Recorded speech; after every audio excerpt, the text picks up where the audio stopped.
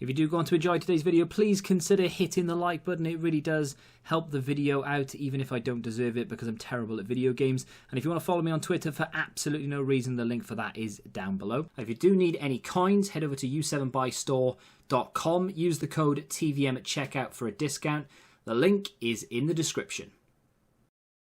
What is going on, guys? TVM here. Welcome back to a brand new episode of the Brentford Save. We are in to the business end of things now. The Premier League is hotting up. It was so close to being an even closer race.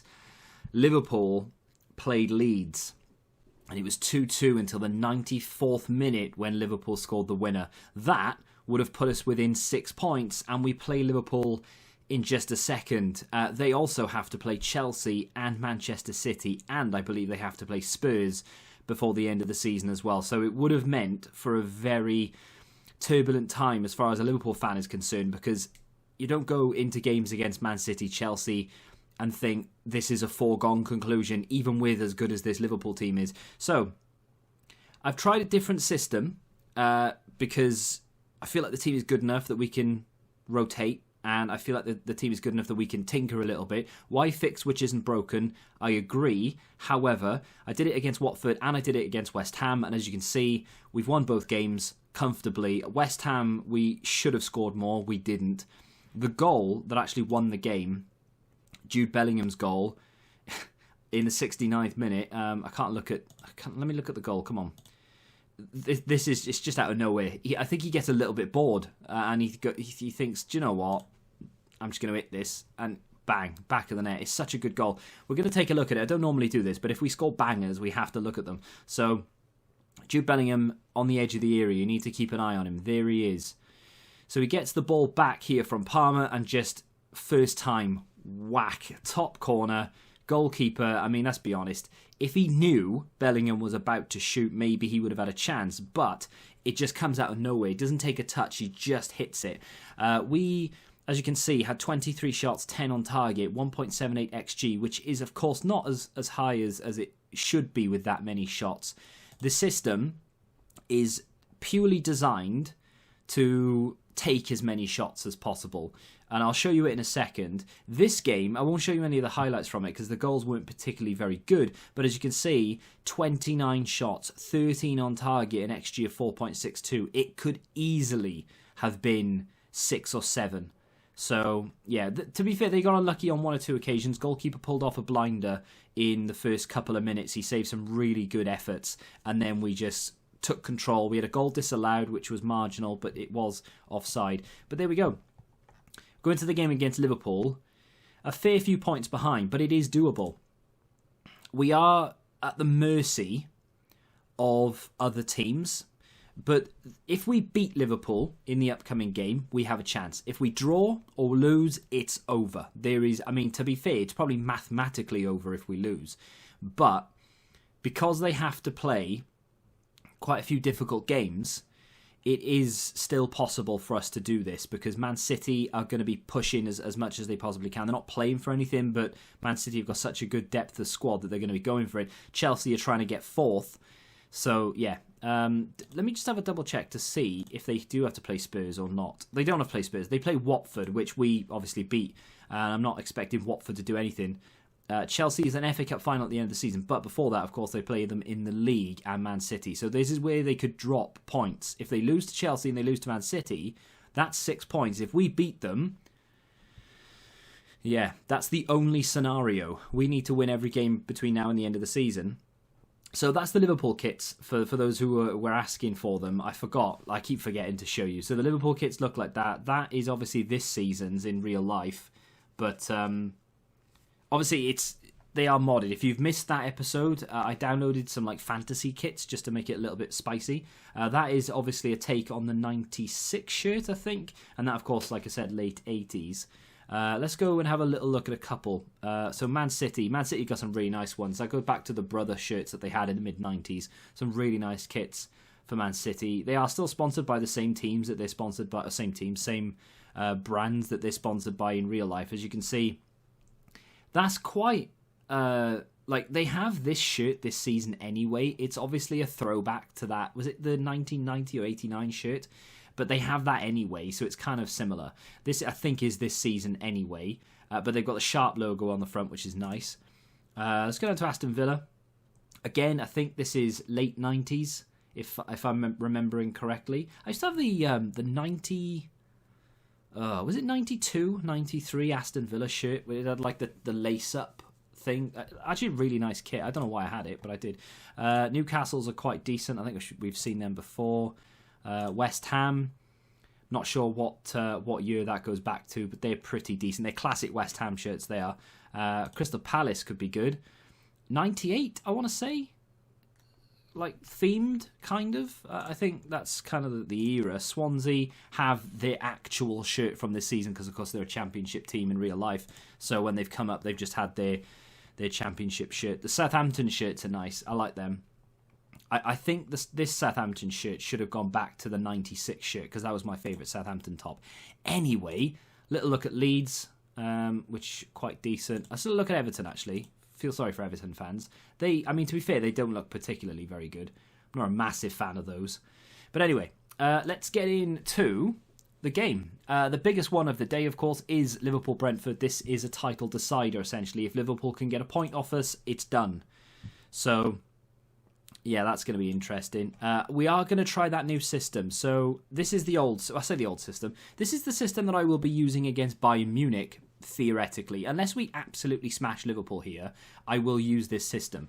It's kind of similar, but with a lot more attacking intent. So we switch it round. Talismagno drops to a shadow striker, but all 4 of the attackers are on attack duty. The 2 central midfield players are on support duty. The 2 centre-backs are now on defensive ball-playing duty. And the wing-backs are now complete wing-backs, but they have an attacking mentality. I've changed around an awful lot of these. They have individual instructions as well. So, for example, the full-backs are on shoot less often, cross more often, that kind of thing, which the other system has as well. But we're on very attacking from the get-go. I will do this for 45 minutes, and then I will switch into this if we're winning. We won't go into this unless it's the final few minutes and we really need to shut up shop. So that's the plan. So my assistant manager is telling me to go a little bit more balanced. Don't go as attacking, he says. Nonsense. We are good enough. I've had to rest Barisic for this one, unfortunately. I've literally rested him and he's requesting a rest because he has been playing a lot of football. That's it. Sesko, the lone striker. Talismagno as the shadow striker. Adeyemi pushed out as an inverted winger and is Rafinha as well. Bellingham and Rice in the middle. Nianzou and Godfrey over Osifo. Godfrey's been playing a little bit better recently. Cancelo starts over Mbabu because Mbabu is a bit tired from the last game. And Bastoni starts because, of course, Barisic is in need of a rest. He is on the bench, though. If I need him, he will play. If I need him for 20 minutes or something, he's going to come on. It's as simple as that. Now, we have Bayern Munich in 3 days. So realistically, we should be giving this our all up until a point. Is the Champions League more important than the league? I don't know. The Champions League is in our hands, though. If we win, we can win the trophy. If we win in the league, we're not necessarily going to win the league because obviously Liverpool need to slip up against other teams. So I am focusing more on the Champions League and thinking that that's more of a probability or possibility rather. But we'll see how we get on here, and we'll make judgment calls as we go. You know, if we go 2-0 down, maybe I'll just start resting people. But we've gone all out attack from the get-go. We are trying to take them by surprise. Not many teams are thinking, there we go, that's a good start. Not many teams are thinking we are that kind of team. We're not that intense. So the AI learn. They learn your system. So if you play, I mean, obviously there's a degree of questionability about this. I'm using words, I'm not even sure of words. But after a while, you'll notice, and it's been the same since FM, 2010 or something, all of a sudden your tactic stops working, and there's no explanation for it. The system that allowed you to win 3, 4, 5-0 every game all season, all of a sudden just stops working, and you can't score a goal. So, not quite sure why that is. Sesko at the back post to make it 2-0 inside of 14 minutes. We have rattled them.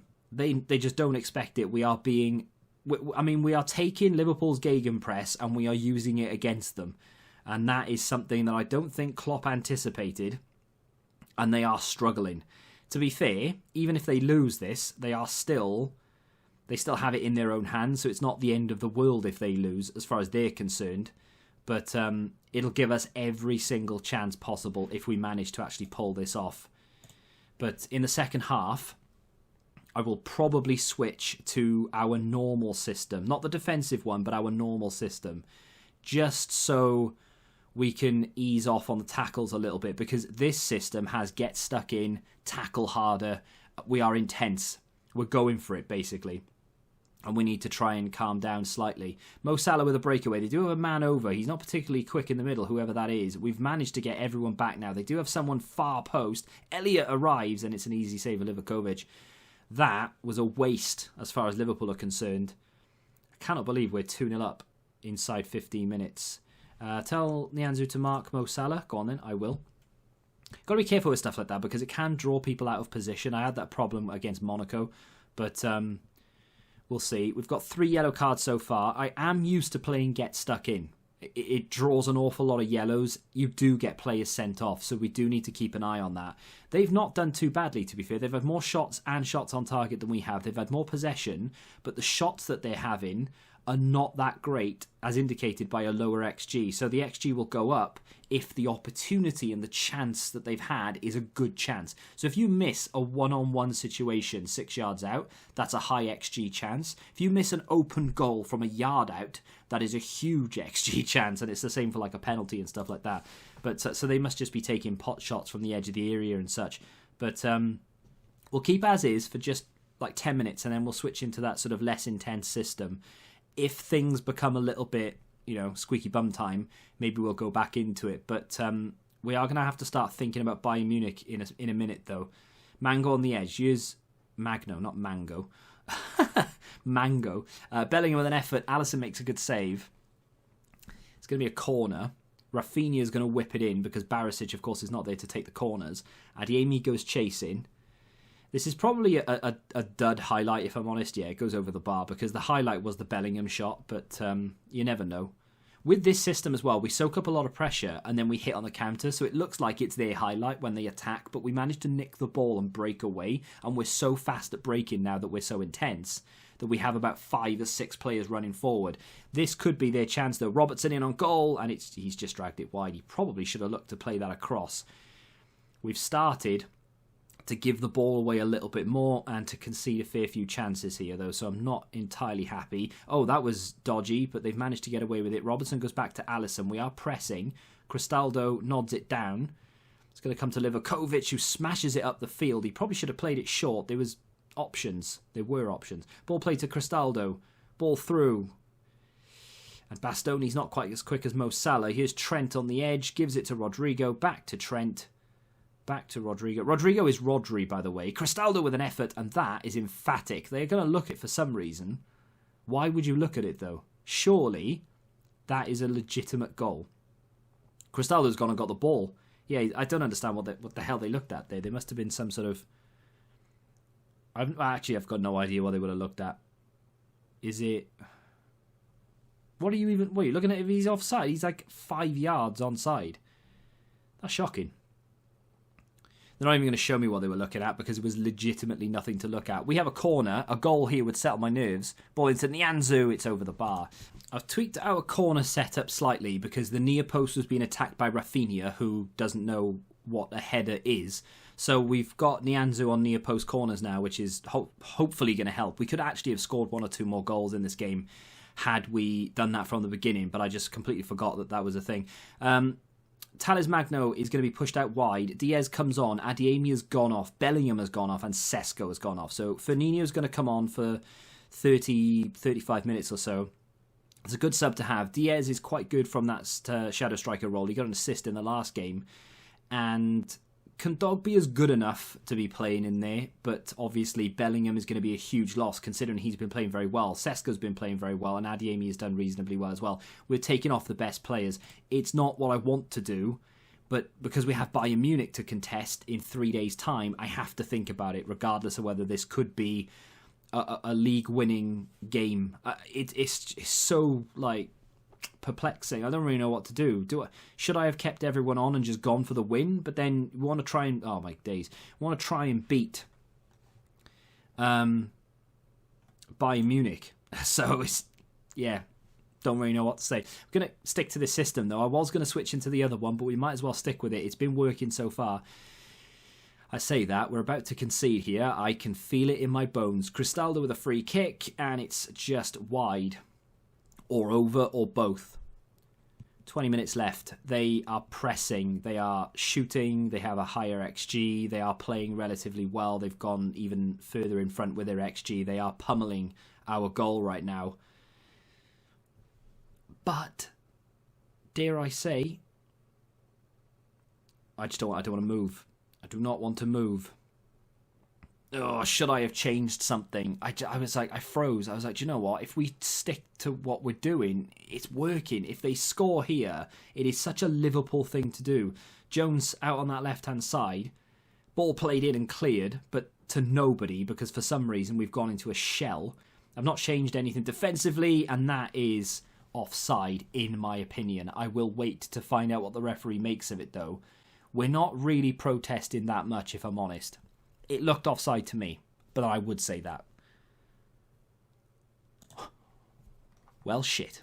Final minute, and it's game over, I think. Yeah, we've just drawn to Liverpool, which under normal circumstances wouldn't have been a bad result, but that's the league gone.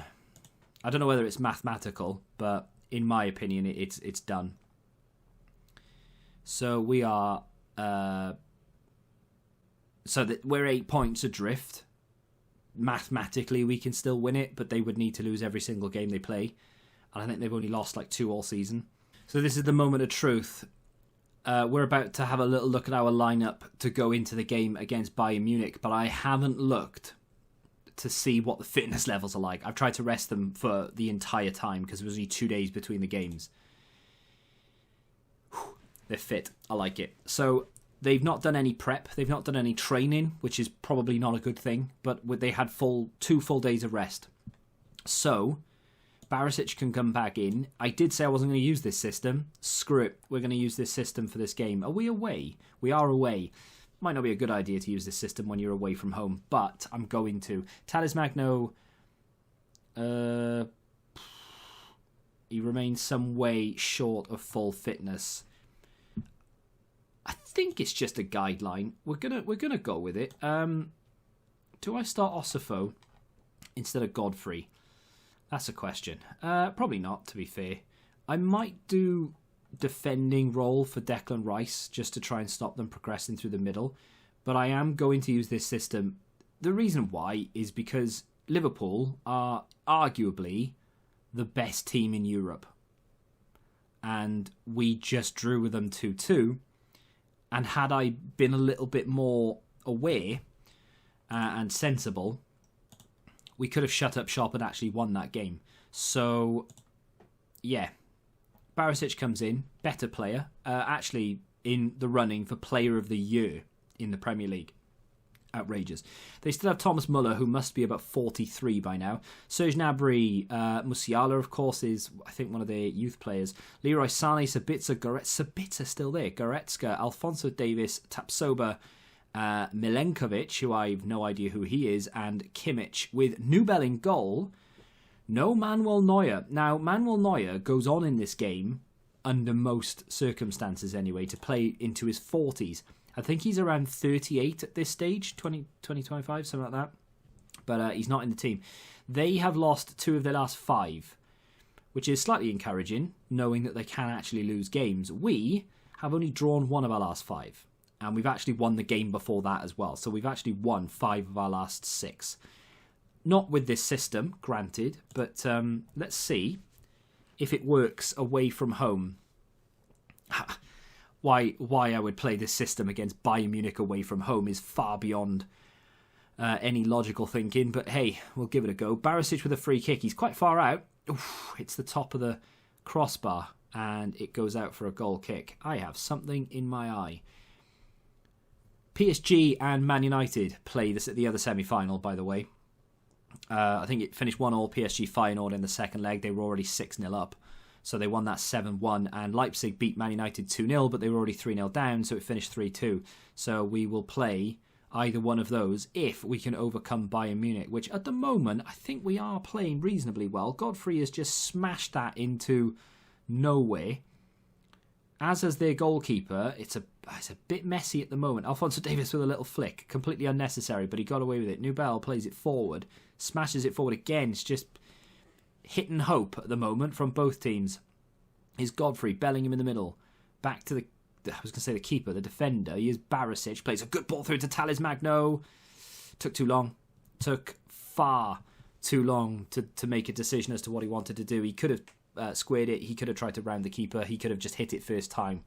He did none of those things. So that is a wasted chance. We have the ball back again here with Nianzou. Brings it forward. He is a ball-playing centre-back, not a wide centre-back. Here's João Cancelo. Looks to play the ball in. And in it goes. Benjamin Sesko with his 18th of the season. We lead away from home at Bayern Munich. I'm not really taking too much away from it right now, though, because we did this against Liverpool, if you remember, 3 minutes ago. But João Cancelo is really far forward there. Does really well to play it in. The crosses are set to low and they are to aim for the centre. Benjamin Sesko is the main striker in the middle. The team is completely geared to giving him the ball. Everything is pointed towards him. So if we'd started him and he is the main striker between now and the end of the season, he would score a hell of a lot more goals than what he has currently. Adeyemi has completely spooned that, and the reason being is because he's left-footed and he is played on the right-hand side. It's either that or don't play him at the moment, or maybe play Thales Magno. But he could have maybe used his left and opened his body. I'm not really sure, but either way, we're winning 1-0, and they don't sit. I mean, they've got a lot of the ball, but they're not doing an awful lot with it, so it does fill me with confidence. They're not like Liverpool, where they had a really high XG, more shots on target, and more possession. All they have is the more possession. They have quite a poor XG, and they're not having that many good opportunities. I've said it now, obviously, but yeah, they are through the middle then. Out to Kimmich, who's playing right back. Such a waste, in my opinion. Here's Sane. Ball played into the box, and Livakovic is easily going to retrieve that. Now, he's on roll-out duty, I was going to say. He's going to smash it long. You could just see it in his eyes. Livakovic with a long ball toward Adeyemi, who's never won a header in his life, but there it is. Sesko through on goal, and it's in. Referee wants to look at it, though. There was a touch of the offsides about that. Thales Magno, I think, the player in question. Oh, it's been awarded. Well, would you believe it? And the temptation to switch this system now is there because of what happened against Liverpool. But like I said, they've not really been showing the intensity Liverpool showed. So I don't think there's any need to. In terms of fitness, I'll have to take a look at that in a minute. But yeah, it's onside and we lead. Now, let's praise the boys. They have had 2 injuries. No surprise, given the fact that we are on tackle harder and get stuck in. But they've had more yellow cards than we have, which is interesting. They have Patrick Schick on the bench. Actually, to be fair, like in real life, I don't think I ever see him at Bayern, but I suppose in FM, that's not a terrible signing because he does kind of suit this game. João Cancelo down that right. Good ball into the box. Sesko has been pushed. I mean, he was there ready to just... but no, he's been pushed to the ground and he has a chance to... I mean, will he get to take it? I'm not sure, but he's going to have a chance here for a hat-trick against Bayern Munich in the Champions League. He's going to get to take it as well, and he misses. What an absolute numpty. Why did he take it? Oh, what a div. I'm not happy about that. Not happy at all. 3-0 would have been unbelievable. Adeyemi tries to put it in. It's looped over. Schick has taken it away. Schick? Oh, Adeyemi has stolen it, and he's put it over the bar. Well. That is a surprise. Oh, dear. Look at the... Rafinha, Magno, Adeyemi, struggling. Cancelo, struggling. I'm not going to switch Cancelo. I'll tell you for why. Because I have a replacement for the game against Spurs in a couple of days. I don't have replacements for all of these, though. So we are going to have to rest. Can I? Cole Palmer for Adeyemi. That works. Ignacio Diaz for someone. I don't have... Thales Magno has to come off. I'm going to have to leave Rafinha on because I don't have a central attacking midfield player spare. I'm going to leave it like that for a minute. Well, not a minute, but you know what I mean. I'm going to leave it like that for maybe in-game 10 minutes or so. See how we get on. I honestly think that they're there for the taking. They really are. I'm not going to. I was going to switch. I'm not going to. We're gonna keep going. We're going to try and get another goal. Do I take Sesko off and bring Nino on, or do I take Bellingham off because he's on a yellow and he's knackered? And do I bring... I don't know why Kondogbia is not on the bench. Brozovic is going to get a run out here instead of Jude Bellingham. I wonder if putting Declan Rice on defensive duty in the middle has actually stemmed any attack that they can have through the middle. Because obviously, Bayern Munich on paper are a very good team, but they've not had anywhere near the amount of chances Liverpool had. Barisic with a ball in. Nianzou! Get in!